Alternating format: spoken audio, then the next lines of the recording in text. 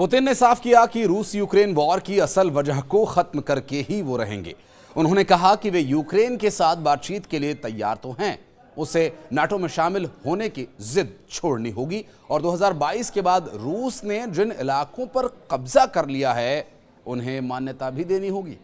नमस्कार, मैं हूं आशीष त्रिपाठी आपके साथ और इस वीडियो में बात करेंगे रूस यूक्रेन के बीच क्या सहमति बन पाएगी इस विषय पर, चूंकि डोनाल्ड ट्रंप से पुतिन ने बातचीत की है और क्या है स्थिति जानने की कोशिश करेंगे इस वीडियो में। अमेरिकी प्रेसिडेंट डोनाल्ड ट्रंप और रूस के राष्ट्रपति व्लादिमीर पुतिन ने गुरुवार को फोन पर बातचीत की और जनवरी में ट्रंप के दोबारा प्रेसिडेंट बनने के बाद दोनों नेताओं ने छठी बार बातचीत की है।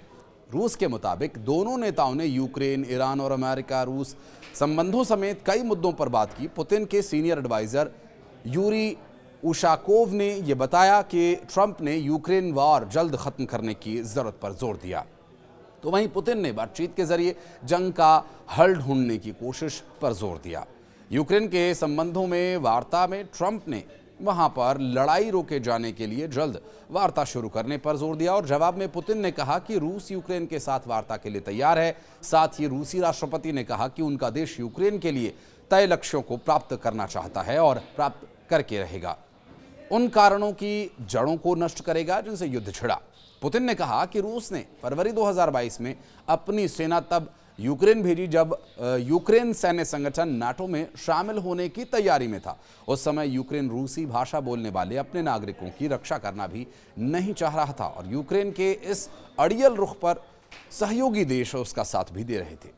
पुतिन ने कहा कि वर्तमान स्थिति में यूक्रेन नाटो में शामिल होने के अपने आवेदनों को वापस ले और रूस के जीते इलाकों पर यह दावा छोड़े और रूस उसके साथ कोई भी शांति समझौता करने के लिए भी तैयार है। ट्रंप और पुतिन की बातचीत पर जेलेंस्की ने कहा कि दोनों बहुत अलग अलग हैं, उनके बहुत से विचार एक जैसे हैं और कई मामले उनकी समान रुचि वाले हैं जिन पर वे बात कर सकते हैं। इसलिए अब उनकी बातचीत के बारे में वो कोई अंदाज़ा नहीं लगा सकते। उनकी बातचीत मतलब जो ट्रंप और पुतिन के बीच बातचीत हुई। क्रेमलिन के प्रवक्ता दिमित्री पेस्कोव ने कहा कि हमें ये उम्मीद है कि इस पर जल्द ही सहमति बन जाएगी। उन्होंने ये दोहराया कि वार्ता का कार्यक्रम दोनों पक्षों की सहमति से तय किया जा सकता है। पेस्कोव ने स्पष्ट किया कि अभी तक कोई निश्चित तारीख तय नहीं हुई है और ये प्रक्रिया आपसी सहमति पर आधारित है। उन्होंने कहा कि ये एक पारस्परिक प्रक्रिया है। क्रेमलिन के प्रवक्ता के मुताबिक अगली वार्ता प्रक्रिया की गति कीव शासन और अमेरिका के मध्यस्थता करने के प्रयासों पर निर्भर करती है। उन्होंने ये भी कहा कि जमीनी हकीकत को नज़रअंदाज नहीं किया जा सकता, उसे ध्यान में रखना जरूरी है। रूस यूक्रेन के बीच पहली बैठक में कैदियों के अदला बदली पर भी सहमति बनी थी, जबकि दूसरी बैठक में 6000 यूक्रेनी सैनिकों के शवों की वापसी, बीमार और 25 वर्ष से कम उम्र के कैदियों की अदला बदली पर सहमति बनी थी। पहले दौर की वार्ता 16 मई को इस्तांबुल में हुई, जबकि दूसरे दौर में 2 जून को तुर्की में दोनों देशों के बीच सहमति हुई थी। पिछली बैठक में यूक्रेन के रक्षा मंत्री रोस्तम उमरोव ने प्रस्ताव दिया था कि तीसरी बैठक जून के आखिरी हफ्ते में आयोजित की जाए, लेकिन ये वार्ता नहीं हो पाई। 2 जून को हुई सहमति के बावजूद रूसी मीडिया ने बताया कि क्रेमलिन ने संघर्ष विराम के लिए 2 प्रस्ताव दिए थे, जिसमें यूक्रेनी सेना को 4 क्षेत्रों दोनेत्स्क, लुहांस्क, खेरसोन और जापोरिज्जिया से हटाने की मांग की गई थी, जिन्हें रूस अपना हिस्सा मानता है और इसके अलावा 100 दिन के अंदर यूक्रेन में राष्ट्रपति चुनाव कराने की शर्त भी रखी गई थी।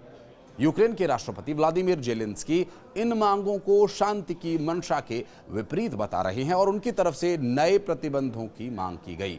जेलेंस्की का मानना यह है कि ये मांगें वास्तव में यूक्रेन के सरेंडर करने की शर्तें हैं, जिसे वो स्वीकार नहीं करेंगे। जेलेंस्की के चीफ ऑफ स्टाफ आंद्रेई घरमाक ने जोर देकर कहा कि रूस युद्ध विराम को रोकने और युद्ध जारी रखने के लिए हर संभव प्रयास कर रहा है। अब नए प्रतिबंध लगाना जरूरी है। और इस बीच रूस के विदेश मंत्री सार्गेई लावरोव ने टिप्पणी की कि यूक्रेन में युद्ध का समाधान संघर्ष के मूल कारण को खत्म करना है।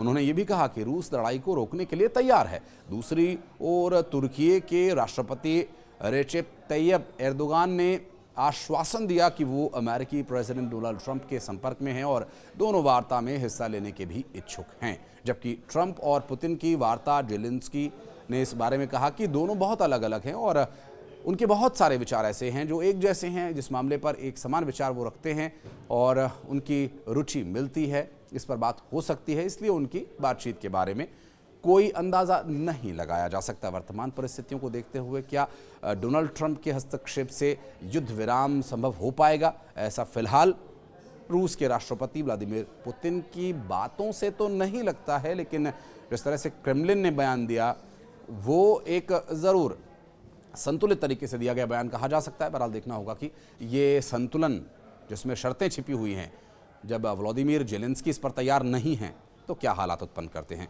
इस बारे में कुछ कहना चाहें तो कमेंट सेक्शन में आएं और अपनी प्रतिक्रिया दर्ज कराएं। धन्यवाद।